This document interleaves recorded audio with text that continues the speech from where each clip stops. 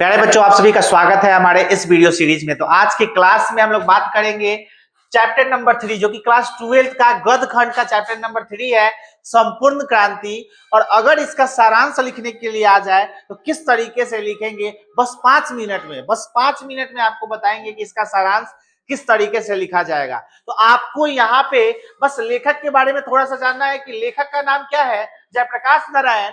जन्म कब हुआ था? 11 अक्टूबर 1902 को। निधन हुआ था 8 अक्टूबर 1979 को। जन्म स्थान है सिताब दियरा, जो कि उत्तर प्रदेश में पड़ता है और बिहार और उत्तर प्रदेश के सीमा पे, यानी कि बलिया के पास, बलिया के निकट ये स्थान है। ठीक है, अब हम लोग इस चैप्टर के सारांश को देख लेते हैं, क्योंकि एग्जाम में सारांश लिखने के लिए आता है। तो सारांश क्या है, तो देखिए कैसे, किस तरीके से हम सारांश लिखेंगे अगर किसी भी चीज का आ जाए। तो देखिए यहाँ लिखा हुआ है कि प्रस्तुत पाठ में लोकनायक जयप्रकाश नारायण द्वारा दिए गए ऐतिहासिक भाषण का एक अंग है। ये जो चैप्टर है इसमें लोकनायक जो है जयप्रकाश नारायण, इनके द्वारा दिया गया ऐतिहासिक भाषण है, जो कि छात्र आंदोलन के समय दिया गया था 1974 में। ठीक है, जिसे उन्होंने 5 जून 1974 को पटना के गांधी मैदान में दिया था। कहां पे? तो पटना के गांधी मैदान में। कब? तो 5 जून 1974 को। संपूर्ण भारत स्वतंत्र पुस्तिका के रूप में जनमुक्ति पटना से प्रकाशित है। ठीक है, तो कहां से? तो संपूर्ण भारत स्वतंत्र पुस्तिका के रूप में जनमुक्ति पटना से प्रकाशित है। भाषण को सुनने के लिए लाखों की संख्या में, भाषण को सुनने के लिए लाखों की संख्या में लोग पूरे प्रदेश में आए थे। बस आप यही समझ लीजिए कि जैसे केजीएफ मूवी का, केजीएफ नहीं, पुष्पा 2 जो मूवी आया था उसको देखने के लिए, अल्लू अर्जुन को देखने के लिए जितने लोग उसमें भीड़ में शामिल हुए थे, उससे उतना ही कहेंगे या उससे अधिक भी कह सकते हैं, उतने लोग इनके भाषण को सुनने के लिए आए थे। किनके भाषण को? तो जयप्रकाश नारायण के भाषण को। कब? 5 जून 1974 को। आगे देखिए क्या लिखेंगे, जिसमें युवाओं का बोलबाला था। छात्र आंदोलन था भाई, युवा ही होंगे, बूढ़े छात्र थोड़े हैं। ठीक है, जिसमें युवाओं का बोलबाला था। नारायण जी कहते हैं कि अगर दिनकर जी और राम वृक्ष बेनीपुरी जी होते तो उनकी कविता भारत के नवनिर्माण के लिए क्रांति का कार्य करती। ठीक है, यहाँ पे जो दिनकर जयप्रकाश नारायण है वो कहते हैं कि दिनकर जी जो कवि थे और राम वृक्ष बेनीपुरी अगर ये होते इस आंदोलन के समय पे, तो उनका जो कविता है वो क्रांति को और फैला देता। जैसे कि आजकल खूटा से राइफल ठोकता है लोग, सॉरी, राइफल से खूटा ठोकता है लोग। ठीक है, तो बबुआने अहिराने तो अलग अलग से।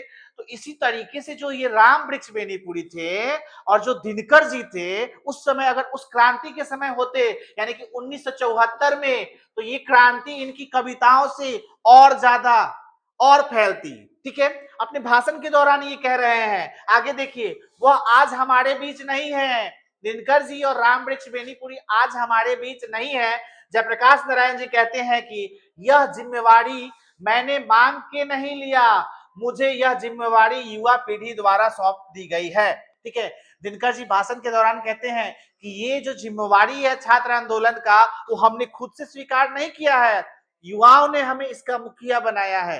ठीक है, वह आगे देखिए, आगे भी है सारांश में, आगे है, वह कहते हैं कि मैंने मैंने मैं नाम, या नाम हो जाएगा।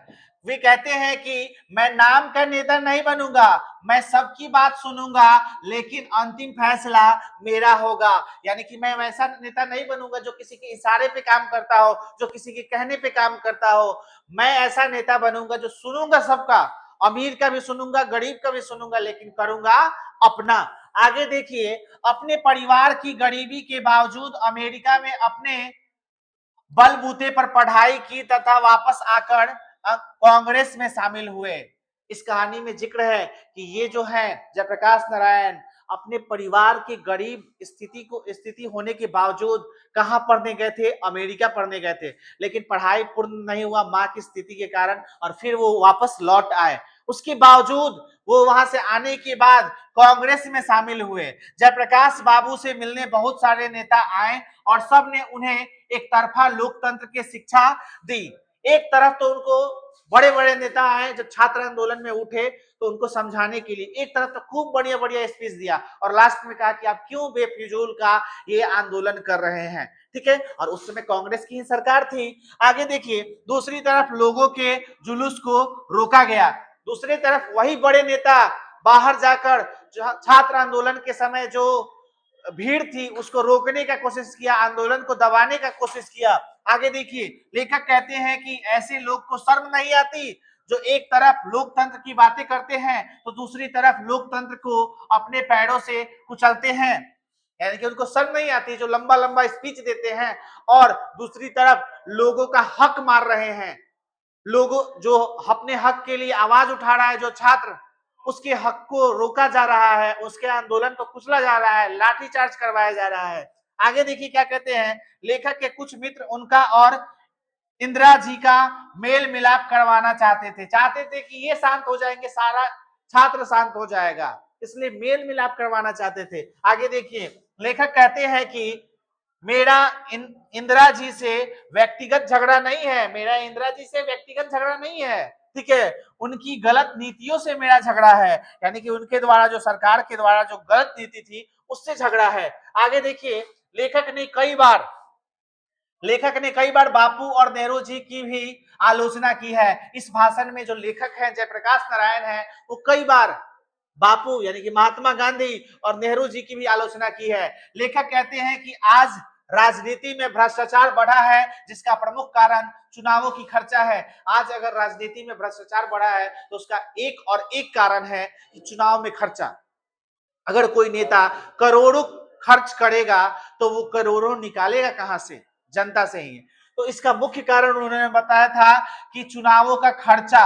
आज के लोकतंत्र में जनता को इतना ही अधिकार है कि वह चुनाव करे, बस जनता को इतना अधिकार है कि वो चुनाव में भाग ले, उससे ज्यादा नहीं। उसके बाद का सब मालिक क्या है, लोकतंत्र का जो सरकार में भाग लेता है वो है। आगे देखिए, लोकतंत्र में चुनाव के बाद अपनी ही प्रतिनिधियों पर जनता का कोई अंकुश नहीं होता है और लेखक के अनुसार अन्य देशों में प्रेस तथा पत्रिका प्रतिनिधियों पर अंकुश लगाती है। लेखक के अनुसार क्या है कि अन्य देश में जो प्रेस होता है, जो पत्रिका होता है, प्रतिनिधि पर अंकुश लगाता है, जो सरकार में गलत नीति गलत काम करते हैं उन पर जो प्रेस है वो अंकुश लगाता है, ठीक है। आगे देखिए, लेखक हमारे देश में इसका बहुत अभाव है। जयप्रकाश नारायण जी कहते हैं यह भाषण वाकई एक शानदार भाषण है। इस भाषण में क्या बोले थे जयप्रकाश नारायण की, वाकई ही ये एक शानदार भाषण है। तो बच्चों, आपको उम्मीद करते हैं कि ये समझ में आया होगा। आप लोग एक बार इस सारांश का फोटो खींच सकते हो। सारांश हमारा यहाँ से स्टार्ट होता है, इतना इस चैप्टर का सारांश आपको लिखना होगा। फिर दूसरा पार्ट जो है ये है और उसके बाद थोड़ा सा पार्ट ये है। तो ये हमारा हुआ क्या, इस चैप्टर का सारांश, ठीक है। तो उम्मीद करते हैं कि ये वीडियो आपको पसंद आया होगा। अगर आपको वीडियो अच्छा लग रहा है तो हमारे चैनल को ज्यादा से ज्यादा आप शेयर करिए अपने दोस्तों तक और चैनल को सब्सक्राइब कीजिए। वीडियो को देखने के लिए बहुत बहुत धन्यवाद।